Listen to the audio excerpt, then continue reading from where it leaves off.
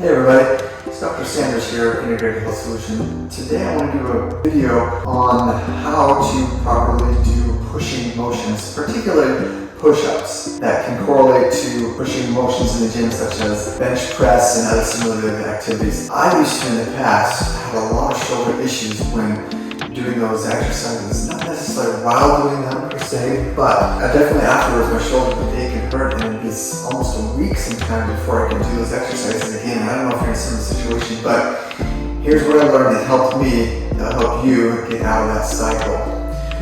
So when it comes to it, basically is not letting your chest hit the bar or your chest hit the ground when doing a push-up, and also maintaining good spine position and core activation. So this is what it looks like.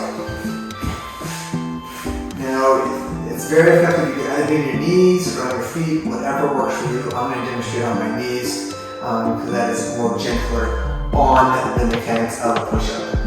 So a couple things we want to do first is when we lower our wrists, we want to make sure that if you turn them out just a teeny bit, that'll bring the shoulders down to a more stable position.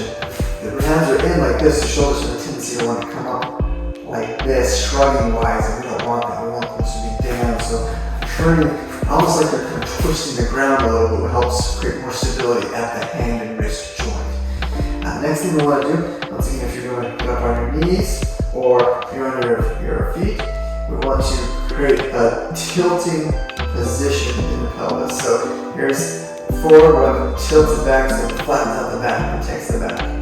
And then we're going to engage our head and neck like this. So we come up on our knees here. I'm going to engage my hips like this, bring my head up, hands are ready.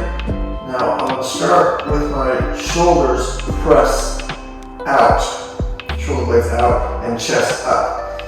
Then when I go down, my chest comes first, then my elbows follow, and then right back. Again, chest, then elbows, and right back. You notice I didn't go chest all the way down the ground.